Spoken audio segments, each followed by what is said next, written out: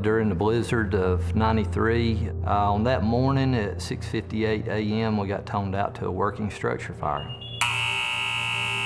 As we went in, I was the nozzle man, and I was trying to hit the fire. Mike taps me on the shoulder, and he's screaming, "We've got a problem," and I turned back to look at him. And I said, "What?" And he points up, and about that time, the whole ceiling, roof, everything collapsed in on top of us. We got up, we backed out, we turned and went to make another interior attack. We went in the front door, and the ceiling come down on top of us again. We were able to back out, and neither one of us was entangled in one single wire. I turned to Mike and I said, "We're not supposed to be in here." And we was looking at each other, and then the whole roof collapsed in.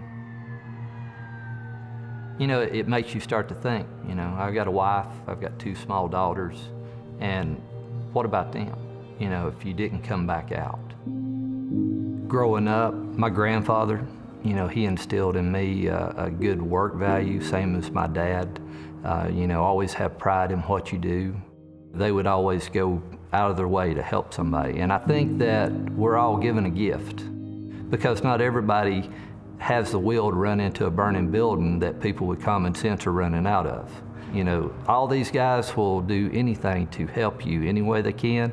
And, you know, sometimes when we go out here, it's a total stranger that we're gonna meet, and we may never meet them again, but we made a difference in their life for that short moment.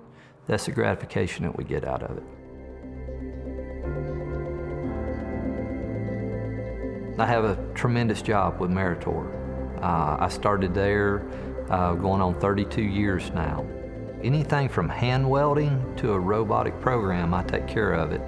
We're always checking after each other and confirming that everything is compliant, it's working the way it's supposed to. But the most important thing is you're going to find that the people over there making these have so much pride in what they do.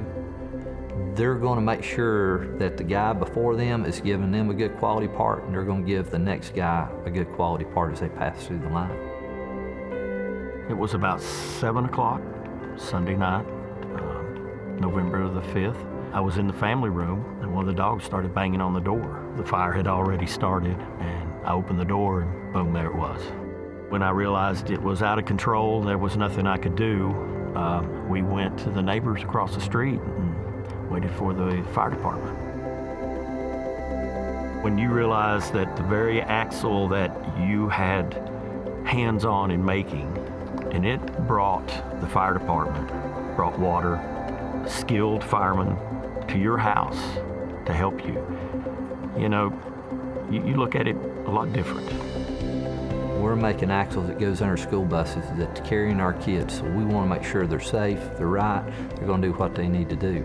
But at the same time now, the new philosophy that we're looking at with our military product that we're putting out into the market, our soldiers are dependent on these vehicles for their protection, and we need those axles to hold up and do what they need to so they're protected and they don't have to get out of that vehicle if they don't need to.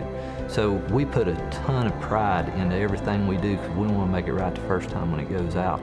I mean, that's what we're driving after. We want to be able to make it good enough that we're willing to put our name on it and send it out the door for somebody to use.